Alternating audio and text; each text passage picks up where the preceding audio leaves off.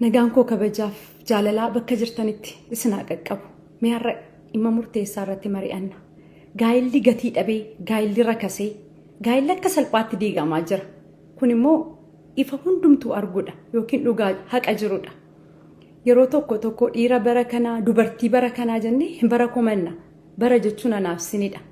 Har'a abbootii ofittummaa qabaniif yookiin namummaan isaan hanqateef maatiin baay'een yeroo diigamu argina. Ilaamee obbolaa koo, ilaamee yaa saba koo. Miini nu jalaa badee, mi'a nu jalaa badee sana hattuusa mi'a sana nu jalaa hatee wajjiniin waliin barbaanne yoo ta'e miini sun baraan hin argamu. Rakkina nu keessa jiru yookiin immoo rakkina gaayila tokko keessa jiru ifa baasnee keessatti of ilaalaa, keessatti of dubbisaa, irraa of sirreessaan deemnu yoo ta'e maatiitu diigama. Maatiin immoo biyyadha. Ijoolleetu abbaa malee, ijoolleetu haadha malee guddata. Kana caalaa immoo wanti nama dhukkubsu tokko hin jiru. Kana caalaa wanti sammuu namaa jeequ hin jiru. Wanti tokko gaayilli maal akka ta'e sirriitti hubannee itti galuun gaariidha. Garuu immoo namni hundumtuu mudaa qaba. Namni hundumtuu dogoggora. Dogoggora keenya sanarraa barannee karaatti deebinee jireenya keenya karaarraa maqe sana, jireenya keenya hallayyaatti gadi deemaa jiru sana, jireenya keenya diigamuudhaaf dhimmisaa jiru sana suphachuun immoo hubannaa guddaadha. Namni tokko maaliif dogoggoree hin jedhamu.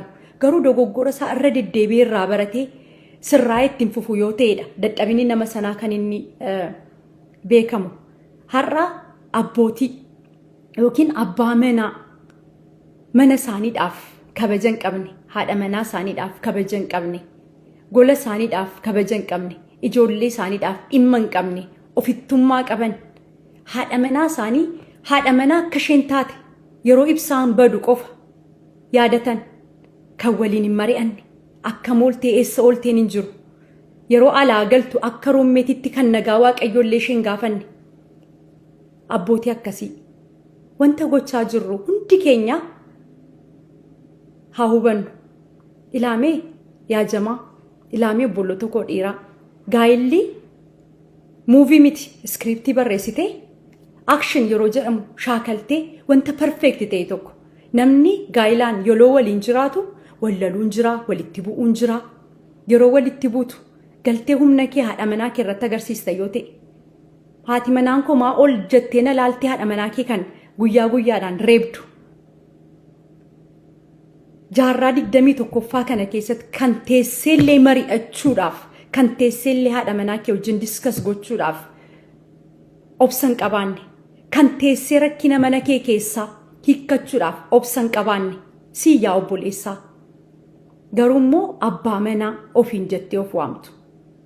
Dhiirri hundumtuu abbaa manaa miti. Dubartiin hundumtuu haadha manaa miti.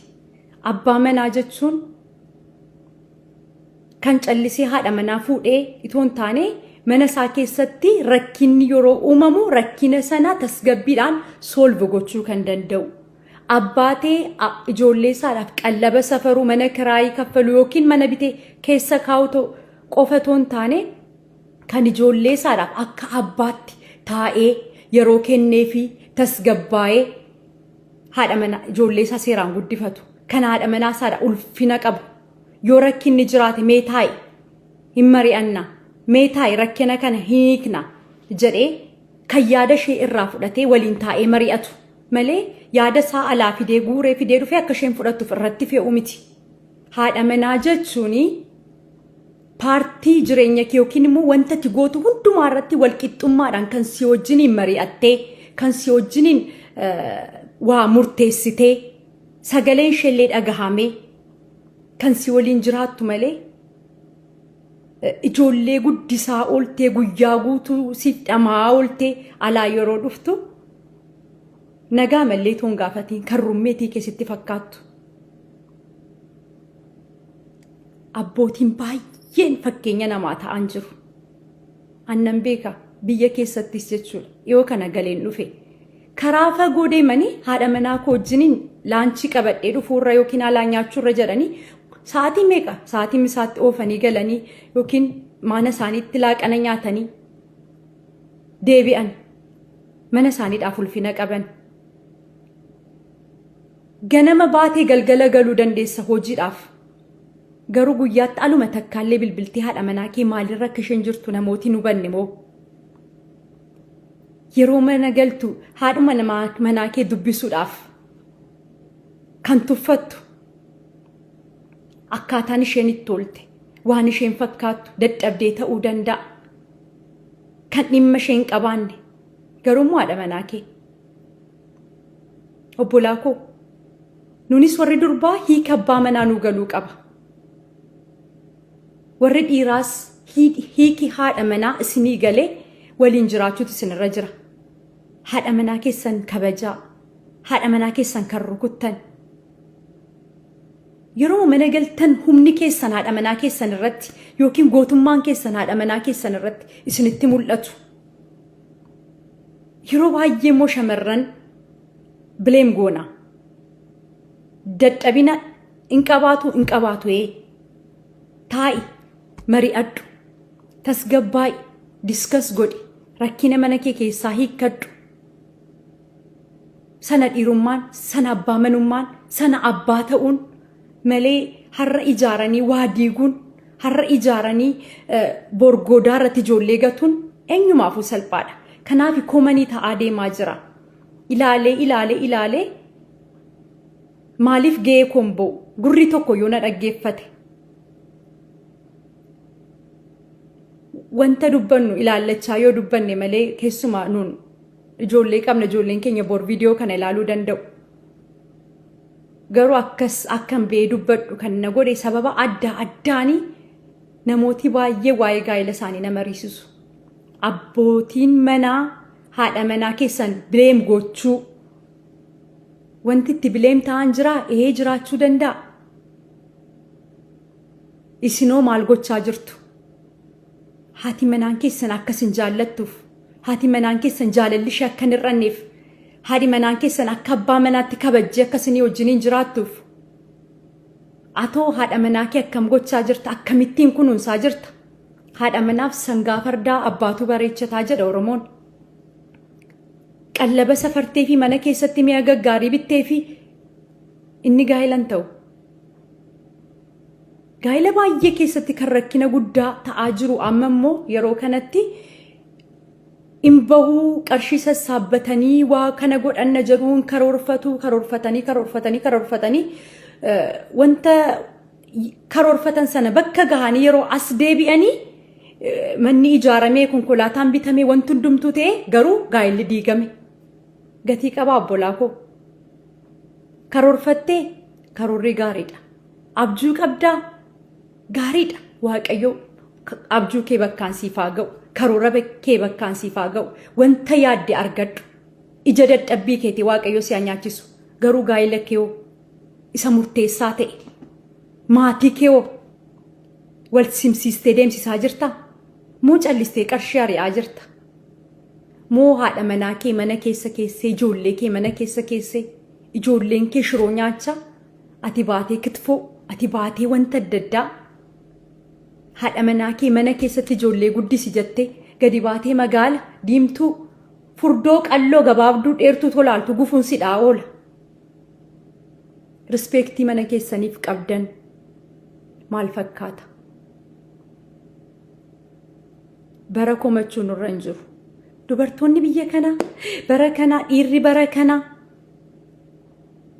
jennee wal komanna bara jechuun anaaf siniin yeroo nuun gaarii hojjennu baratu jajama yeroo nuun immoo hammina hojjennu yeroo nuun waa diiguuf jarjarru baratu immoo komatama yeroo nuun gaarii taanu baratu jajama kanaafi kan akkan dubbadhu na godhe maaliif amma beekumsa kootii waan darbadhu dhalloo sana bira jiruudha gaa'illoo sumaanan keessa jiruudha wanti perfect ta'e tokko hin jiru taa'ii tasgabbaa'ii mari'adhu haadha manaa kee wajjiniin haadha manaa kee kabaja haadha manaa kee sin jaalladha jedhiin mee waaqumaaf jiraati abbaa manooliin amma taa'ati warri viidiyoo kana carraa argattanii dhaggeeffachaa jirtan haadha manaa keessan yoomumadhaan sin jaalladha jettanii yookiin teekstiidhaan yookiin afaanumaan illee galtanii itti himtan meeqan keessan baatanii galtanii haadha manaa keessan yeroo manaa baatan illee milkiin galakkasiin jettuuf carraa laattaniif dhungattanii biraa baatan yeroo alaa galtan akkasumatti hin teessanii hojjechaa oltee ijoollee guddisaa oltee nyaatallee isinii bisheessite dhiyeessitee illee amma isheen teessutti jarjartanii abbaa manaa liin tokko dur dhufii keessan eeffattanii of babaasattanii nyaachuu jalqabdan. Isheenoo wal malee maal qabna yaa jamaa? Haati manaan keessi malee maal qabdi? Kana takkas tuffattuun kana takkas gadi qabduun eenyu akka kabajuun barbaaddaan? Bar isheenis jiraattee du'uu qabdi. Bar isheenis namaa. Maaliif yeroo hundumaa shamarran qofa komanna? Nuunoo maal gochaa jirra? Haadhi manaan koo noof kalchaa hin qabbanoofti. Haadhi manaan koo maal goote? Wanta jaalala dabalu maalidha kanatti gootee jirtu? Itoo ifuttu, itoo rukuttu, itoo akka namaatti illee isheen laaliin bar isheenis sammuu qabdi. Akkamittiin akka durii aktiivisii faataatu? Akkas ta'uu qabu jechaan jiru. Garuu atoo maal gochaa jirta? Dubbiin dubbii miiraadhaan, dubbiin dubbii sammuudha. Taphisaa tapha sammuudhaan. Sammuu ishee keessatti maal kaa'aa jirta? Sammuu ishee keessa ija akkamiidha kanatti facaasaa jirtu? Rispeektii or disrispeektii? Kabajamoo salphisaanii jirta? Arrabsaa jirta? Dhiirri tokko gaafa nama arrabsu Rabbi isaaf haa dhiisu. Haadha manaa kee keessistee haadha manaa kee mana keessee dubartii gara biraa jajja. Bar namni gaa'ela qabu haadha manaa isaa lafa kaa'ee dubartii gara biraan jaju. Kan haadha manaa kee guyyaan tokko arrabni kee haadhi manaan koo akkas jedhee kan haadha manaa kee galatoom illee hin jenneen.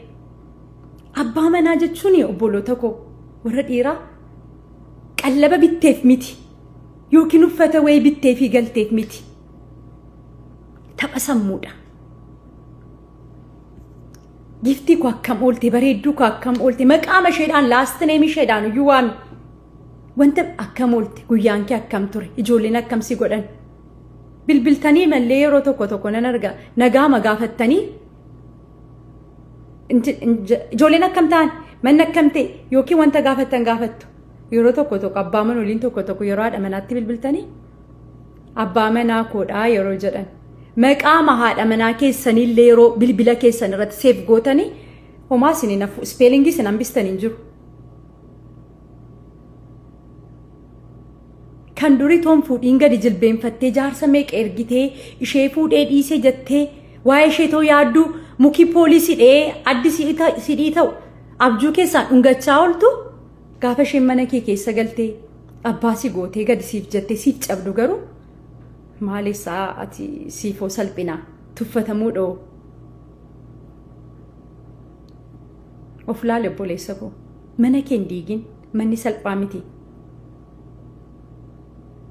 Gara biraa namooti mana keessan hamattan haadha manaa keessan hamattan namni akkam nama dubartii waliin ciisu akkamittiin hamata? Kun salphina miti? Dubartii waliin ciistu akkamittiin hamatta? Nama gara biraatti? Walitti bu'uun hin jira. Taayi mari'adhu fuudhii ba'i. Alatti bakka namni sin dhageenyetti har'a dubbii mana kee keessaa wanta isheen si gootee wanta ati gootee facaastee boor yeroo ati nagaa argattee waliin jiraachuu jalqabdu kan kaleessa akka xaafii facaaste har'a haammachuun si rakkisa. Hin barfanne haa deebinu. Hin barfanne obbolaa koo abbaa manaa gaarii ta'aa darbaa. Umuriin keenya yoo baay'ate 70 yookiin 80. Jallinaan ammasii. Dhiira tokko akkuma gootummaatti akkas godhee garummaa haadha manaan koyyuu hin beektu. Gaarummaa godhee nama akkasii dhagee beeka. Gaarummaa gootummaa isatti fakkaata haadha manaan isaallee hin beektu. Namni guddaa namni beekaa kan jedhamu barumsa isaadhaan miti ilaalcha isaadhaanidha. Wantuma dubbannullee ilaallachaa sammuu namaaf eeggachaa haadha manaan keessan addunyaa mataa isheetii akka qabdullee namooti hin beekne jirtu. Piliis haadha manaa keessaniif kabaja laadhaa. Piliis haadha manaa keessaniif yaadaa. Rispeektii qabaadhaa, jaalala qabaadhaa. jaalala keessan akka dabalu kan godhu jaalala keessan kan chaarjii godhatu isinidha. Mata duree kanarratti dubartootaaf yookiin obbolaa koo dubaraaf yeroo darbe dubbadheera. Yaada waliitu waliin tuffatiin walaa dhaggeeffannu mana keenyaa ijaarrannu qabeenyaa horachuun gaariidha, wanti hundumtuu gaariidha. Waaqayyo sin jaallata. Garuu mana keenya diiguurraa of haa qusannu. Kan haadha manaa ta'uu qabdan immoo wanta biraa keessa galtanii Waaqayyoon gaddisiisan Waaqayyo guyyaa tokko gatii sin baasisa. Namni gaa'ela duratti wanta barbaade godhachuu danda'a. Jireenya koo jedhee itti murteessee galu itoo dhala qabu, itoo haadha manaa qabu, itoo teessee manaa isa eegdu jireenya isaarratti wanta baay'ee godhu. Isinis of ilaalaa. Garamitti deemaa jirra? Maatii akkamii horachaa jirra? Dhalli keenya nurraa maal barata? Biyyi nurraa maal barata? Firiidamiidhaan haadha manaa kee wajjin shambaa gootii wanta barbaadde gochuu ta'uu dandeessu maaltu akka hattuu si deemsisa? Maaltu nama ofirratti si millachiisa? Obboleessa koo. Maaliif haadha manaa kee wajjin wanta barbaadde gootu kan Waaqayyo si kenne, kan Waaqayyo jaallatu, kan bor eebba mana keetiin saamne? Maaliif wanta bor gatii si baasisu hojjetta? Abbaa manaan hubataan kan sodaa Waaqayyo keessa jirudha. Namni na argee na arguu baatee nama fuulduraadhaa nama dudduubadhaa jedhee kan haadha manaasaa yeroo hundumaa gatii gaarii isheefii qabu. Bar shamarran garaan isaanii gara laafessa dafanii jijjiiramu. Aaranii mallee abbaa manaan dafee itti siqee dafee dhungannaan inni irraanfatu. Galtii yaada irratti fe'u abbaa manaaf haadha manaan taa'anii mata duree tokko irratti mari'atanii haati manaan yaadaan si mooteetti yoo ta'e kun waraana miti yookiin immoo fiigicha wal mo'uu miti. Jireenya gaa'ela ofii gaggeeffachuudha. Yaadaan si mooteetti yoo ta'e yaada ishee fudhachuutu sirra jira malee dhuftee yaada kee irratti fe'uu hin qabdu. Maa ol jettee na laaltee jettee kan haadha manaa rukutu. An baay'ee kan na gaddisiise haadha manaa abbaa manaa kootu kana na godhe. Akkamittiin abbaan manaan jaarraa kana keessatti akka durii akka akkoo akaakilee keenya akkamittiin abbaan manaa haadha manaa sarratti harka fudhata? Maaliif obsan godhannu? Obsi jireenya keenyaaf, obsi hojii keenya irratti, obsi wanta hundumaa barbaachisaadha. Inaarraa namni inaarra hin jiru. Akkuma sila dubbadhee jireenyi muuvii miti muuvii jaalalaa naam jedhamee sirriitti yeroo hundumaa bareedanii yeroo hundumaa maal ta'anii iskiriiptii barreessanii shaakalanii nu barsiisaa jiru. Akkas miti. Gaa'illi inni sarriini akkuma yeroo guyyaa jalqaba waadaa walii galtanii fuutanii rakkinatti, dhiphanatti, argachuutti, dhabuutti, ol bu'uutti, gadi bu'uutti, beela'uutti, daaruutti haala hundumaa keessatti ishee danda'ee, ishee baadhee, ishee waliin jiraachuudhaaf jette kan Waaqayyo fuulduratti waadaa galtee waadaa kee ganaa jirtu si yaa obboleessaa. Namooti gaggaarii jireenya isaanii geggeessaa jiran siif fakkeenya haa ta'u. Ammas nan dubbadhe hin barfanne haa deebinu. Na dhaggeeffachaa jiraachuu keessa warra amma na dhaggeeffachaa jirtanii bakka teessanii itti na dhaggeeffattan naa barreessaa. Biyya teessanii dhaggeeffattan naaf barreessaa.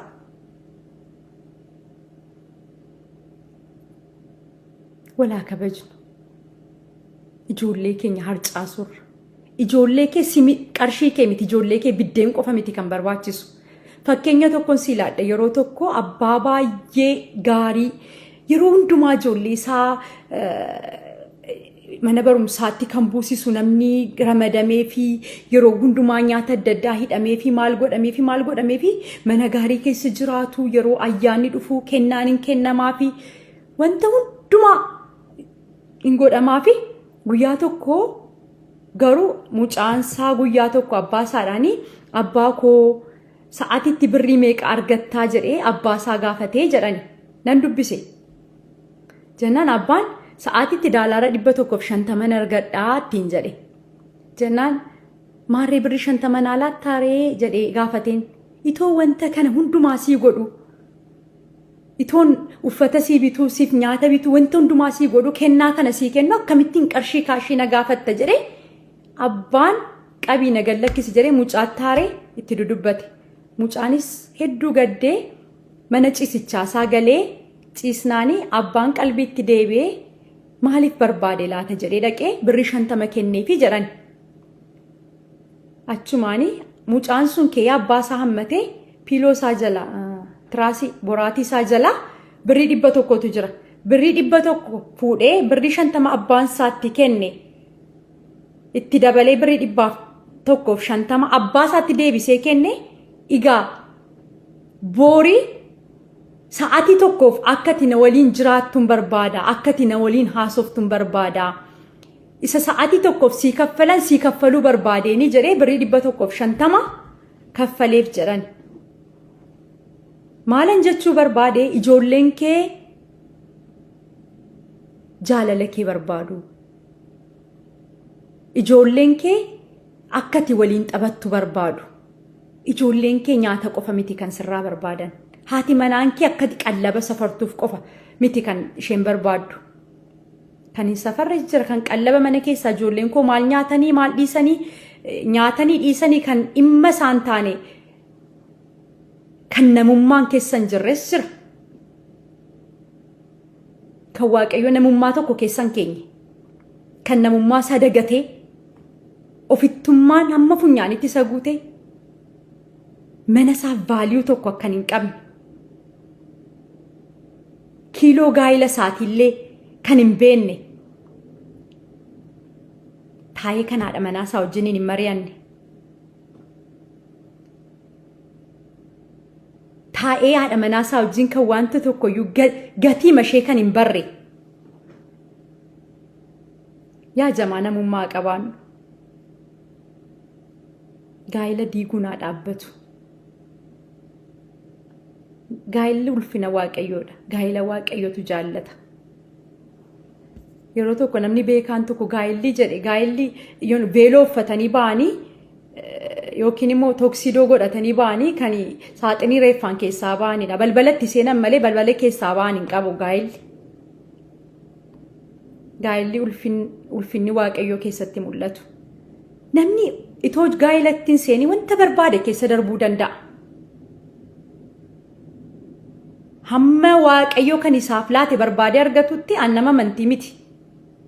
Garuu takka arga murteesseetti galee dubbadheera paaswordiin bilbila isaatii adda guyyaadhaan geeddarama. Maaltu jireenya si qiqqinsi jiraachise bilbilli kee yeroo iyyuu lapheen koo kudhan rukutu. Yeroo wanti tokko ta'u maaliif firiidamiidhaan hin jiraattan? Maaliif murteessitan? Maaliif itti galtan? Maaliif gamnummaa isinitti fakkaata?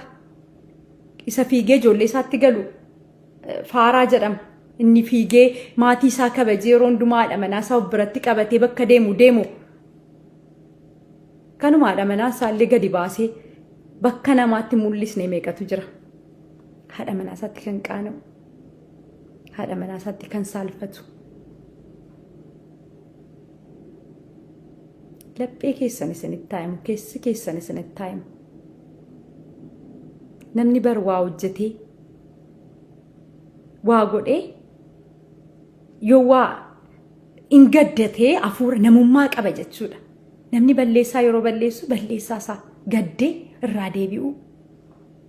Akkuma sila dubbadhe hin barfanne. Odeessineerraa maal jenneerraa namni taa'ee nu araarseerraa dhiisaa isa darbe. Dhiisaa awwantan jedhu hin qabu wantan jedhu kana waaqayyo laphee keessan keessa haa kaa'u. Mana keessan hin diiginaa. Mana keessan ijaaraa. Mana keessan utubaa. Wanta gootan hundumaa gaayila keessan wajjinii wal simsiisaa. Bileemii haadha manaa keessan bileemii gochuurraa of qusadhaa. Nuunoo of haa laallu.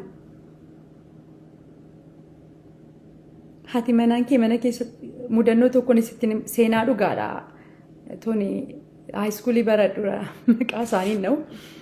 Haati manaan waxii missiraa hojjetteetu yeroon abbaan manaan dhufu nama guddaadha baay'ee ijoolleen isaanii hiriyoota keenya turanii dhiyeessituu fi harroona dhukkubeera qammasanii harroona dhukkubeera nyaati kun immoo wantoota afaan kooyyuu wayi natti jedha maal jedhanii haati manaan dhuguma si'anii naaniitu maal taate jedhanii teempireecharii isaa akkas gochuu yerootti siqanii shamizii isaa adii kanarratti dulatii achumaanii fuudhanii amaariffaan intinaayye ichiin dulat dammoo laneenoo izee akka maxxaaqoo jedhanii ichiin dulat laneenoo izee maxxaaqoo dulatittii kana maanaaf fiddee dhuftee jedhan xirqim gootanii nyaatanii kan appitaayitii namaa cuftan mana galtanii garama maaliidha amma ijoollee kee dhiistee kan alaa qurxii si nyaachisiisee ijoollee makeetti waan baatiin kan galtu.